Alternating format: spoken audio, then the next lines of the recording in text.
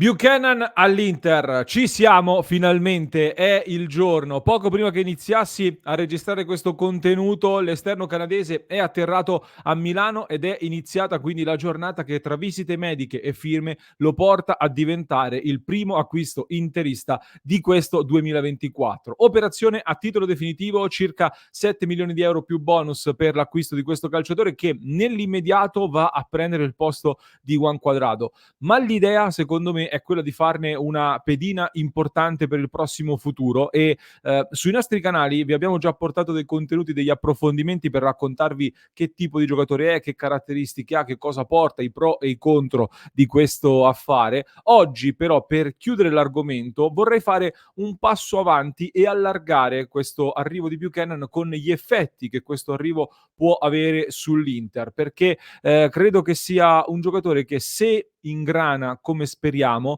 potrebbe rappresentare anche un ulteriore indizio di una rivoluzione di questa Inter a cui stiamo assistendo, ma che per il momento forse non ce ne siamo ancora resi conto del tutto. E adesso voglio spiegarvi un pochino che cosa ho in mente. Prima però, ben ritrovate, amiche e amici, passione interisti. In questo nuovo episodio di oggi vi invito subito a lasciare un mi piace, se non l'avete ancora fatto subito clic sul tasto mi piace e iscrivetevi al canale, mi raccomando, stiamo crescendo sempre di più grazie a tutti voi, quindi clic subito sul tasto iscriviti per non perdervi neanche uno dei nostri contenuti quotidiani. E andiamo subito a parlare di Buchanan e degli effetti sull'Inter di questo arrivo, ribadendo in apertura, ci tengo sempre a precisarlo, che il giocatore dovrà ambientarsi, ci sono tante variabili poi che possono contribuire al successo o all'insuccesso, quindi questo è sempre da tenere a mente. Ci sono però di base, almeno in linea teorica e progettuale, tre elementi da giudicare secondo me in questo momento relativi all'impatto che quindi può avere su questa Inter. Parto dal primo punto, ovvero il ruolo e come può essere utilizzato Buchanan quindi nell'Inter. Arriva chiaramente per prendere il posto di Quadrado, come diciamo, quindi per fare l'esterno destro a centrocampo con dei compiti più offensivi sicuramente. Alcuni giornalisti, alcuni quotidiani però hanno ripreso un po' quello che dicevamo anche noi di questo calciatore, parlando della duttilità di Buchanan, e hanno ipotizzato anche delle soluzioni un po' creative con l'inserimento di Buchanan. Ad esempio, ho letto di un possibile passaggio al 3-4-3, magari non come modulo di riferimento, ma magari per alcune partite o alcuni momenti in particolare delle gare, con Buchanan che in effetti nasce come ala offensiva.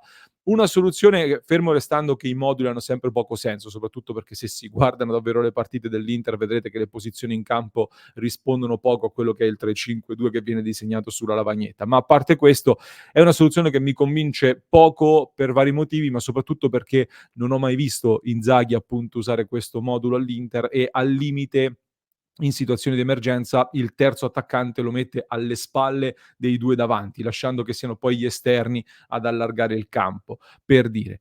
L'altra ipotesi invece che viene fatta è un po' più interessante secondo me, ed è quella di vedere un Buchanan all'occorrenza, fermo restando che il ruolo principale rimane l'esterno destro, ma di vederlo anche alla Perisic, come è stato coinvolto in alcuni momenti, cioè adattato in caso di necessità come uno dei due attaccanti. È una posizione in cui personalmente non ho mai visto giocare Buchanan, quindi in coppia con un Lautaro Martinez per esempio, o un Thuram o un Arnautovic, ma come soluzione d'emergenza, visti i dubbi soprattutto su Alexis Sanchez, potrebbe essere intrigante, ecco, come con la sua rapidità, con la bravura nel dribbling, per ruotarlo in alcune partite, provarlo anche lì potrebbe essere interessante. Però ecco, arriva per fare il quinto, e vi faccio notare come, penso ci avrete fatto caso guardando le partite dell'Inter, molto spesso capita di vedere che sia Dumfries a giocare addirittura più alto di Lautaro e Thuram. Spesso l'esterno olandese approfitta dei movimenti che vengono fatti dai due attaccanti per andare a buttarsi nello spazio e fare il terzo attaccante che si aggiunge, con dei movimenti che sono più difficili da leggere per gli avversari. Ecco quindi che con Buchanan, che è ancora più veloce, questa cosa si può replicare creando magari anche più pericoli, oppure costringendo l'avversario a stare più basso in alcuni momenti della gara. È sicuramente una minaccia in più in questo tipo di manovra che l'Inter già fa, e anche una fonte di gioco in più, perché potenzialmente rispetto a Dumfries se la cava meglio nella costruzione e nella partecipazione al gioco, quindi potendo costruire su entrambe le fasce diventi ancora più imprevedibile potenzialmente. Questo ci collega al secondo elemento secondo me da considerare ed è quello un pochino più interessante anche in ottica futura, ovvero le caratteristiche di Buchanan unite al gioco dell'Inter. Ne ho già parlato in una diretta dei giorni scorsi. Una cosa che spicca di Buchanan è chiaramente l'abilità nel dribbling, come dicevamo, cosa che all'Inter è sempre mancata. Se ne è parlato spesso in questi anni di come all'Inter mancassero i famosi giocatori che saltano l'uomo. Sicuramente qualcuno di voi che ci segue lo avrà scritto anche nei commenti qui sotto più di una volta. Per me non è un problema così esagerato, nel senso che comunque nel 2021, quando abbiamo vinto lo scudetto e siamo arrivati ultimi nella classifica dei dribbling, ho esultato lo stesso. Però avere anche chi dribbla aggiunge degli elementi che possono essere utili nell'arco di una stagione soprattutto e la rivoluzione a cui facevo riferimento in apertura si riferisce proprio a questo, perché silenziosamente l'Inter continua ad essere una squadra che gioca, che fa del lavoro corale e collettivo il suo punto di forza e che ha bisogno che il gioco vada al 100% per fare buoni risultati. Allo stesso tempo, però, secondo me si stanno inserendo piano piano degli elementi di discontinuità rispetto a questo. Thuram, per esempio, è in questo momento il miglior dribblatore dell'Inter fino a questo punto della stagione. Non ha dei numeri clamorosi, comunque, perché è 17° in Serie A per dribbling, Sule del Frosinone ne ha fatti il triplo, per farvi capire, però se consideriamo anche la media dribbling a partita, Thuram è 26° in Serie A, quindi non numeri veramente clamorosi, ma fatto sta che guardando i numeri l'Inter dati alla mano, è sempre stata ultima o penultima al massimo negli ultimi anni come dribbling effettuati in campionato, anche con Inzaghi. Quest'anno, in questo momento, un piccolo passo avanti fin qui c'è stato, perché l'Inter è 16ª e non è un passo avanti clamoroso, però da ultima a penultima quest'anno ci sono squadre come Empoli, Roma, Monza e Genoa che invece hanno fatto meno dribbling, per esempio. Quindi un miglioramento da questo punto di vista da parte dell'Inter c'è stato. E anche sul mercato si stanno cercando, secondo me, più giocatori così, con queste caratteristiche. È stato preso Quadrado per questo motivo. Si è fatto male Quadrado, è arrivato Buchanan con delle caratteristiche simili. In estate, aggiungo, si era cercato di prendere anche Lazar Samardzic, lo ricorderete, Samardzic è tra i migliori centrocampisti in A per dribbling. Quindi considerando, che Buchanan, se tutto andrà bene, potrebbe essere anche l'erede di Dumfries, che potrebbe essere sostituito in estate lì sulla fascia, la mia sensazione, ecco, è che all'interno di un sistema di gioco collaudato e collettivo, Inzaghi e l'Inter stiano cercando di aggiungere delle soluzioni, diciamo, più, individuali e appunto con i dribbling. E anche di aggiungere più giocatori abili col pallone, tra l'altro, perché visti comunque Bastoni, Pavard, Di Marco, lo stesso Bissek, i centrocampisti, Thuram, ci aggiungi un Buchanan, cominciano ad essere tanti i giocatori che sanno trattare il pallone tra i titolari. E a tal proposito arriviamo anche al terzo punto di questo mio approfondimento, di queste mie osservazioni, come cambiano ora le gerarchie sulle fasce e in difesa con questo arrivo. Vi condivido lo schermo, così andiamo al campetto con i nomi messi in campo e adesso ve lo spiego questa grafica per chi ci sta seguendo in video. Allora, c'è da considerare innanzitutto che Buchanan secondo me avrà bisogno, immagino, di un periodo di adattamento e comunque davanti a lui Dumfries è il titolare, non appena sarà al 100% dopo i problemi fisici da cui ha recuperato si riprenderà il posto e il titolare partirà di nuovo Dumfries in questo momento. Quindi davanti Dumfries, Buchanan a destra parte come prima alternativa. Dietro, in difesa, invece, per quanto Bissek stia crescendo bene, stia facendo vedere cose interessanti, il titolare per forza di cose tornerà ad essere Pavard. Quindi Bissek lo vedo come prima alternativa lì a destra, innanzitutto.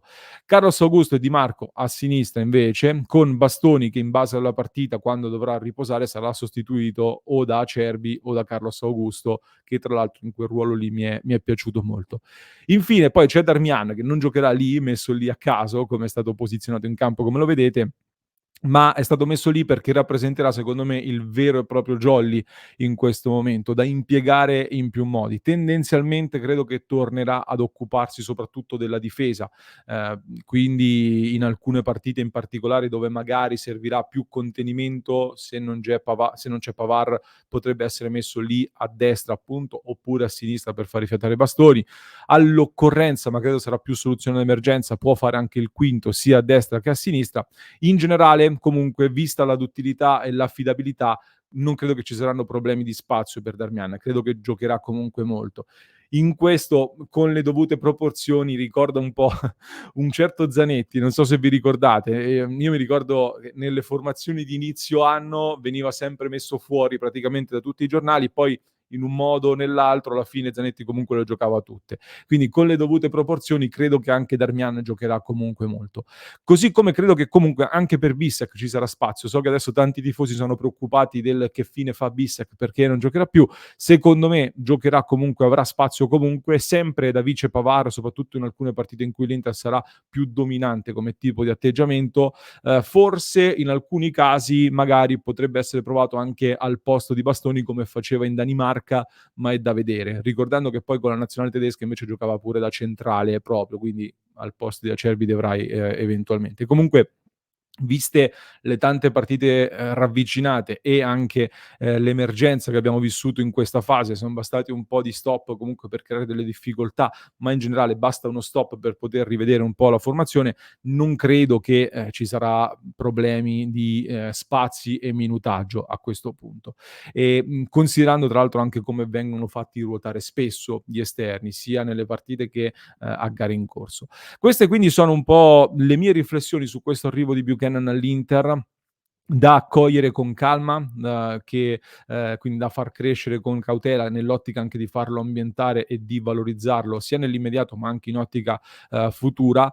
Un innesto che però potrebbe dare con le sue caratteristiche delle indicazioni interessanti anche sul futuro tecnico di questa Inter. Fatemi sapere che ne pensate di questa mia analisi, se siete d'accordo con le mie osservazioni e se ho dimenticato qualcosa magari che vi viene in mente, lo scrivete nei commenti e ne parliamo in diretta alle 19:30 come facciamo ogni giorno. Quindi vi aspetto anche lì. Vi invito, se non l'avete ancora fatto, a fare un salto nel club di Passione Inter, dove come ogni giovedì torna l'appuntamento con il Watch Party. Tutti i giovedì ci sentiamo su www.passioneinter.club con i nostri abbonati che sostengono il nostro progetto e facciamo una serata insieme tra film, video, serie TV, vecchie partite da commentare tutti insieme. Quindi vi aspettiamo su passioneinter.club. Nel frattempo vi lascio con un altro approfondimento da non perdere, lo trovate in descrizione per chi ci ascolta in podcast, per chi ci segue da YouTube invece vi basta cliccare qui.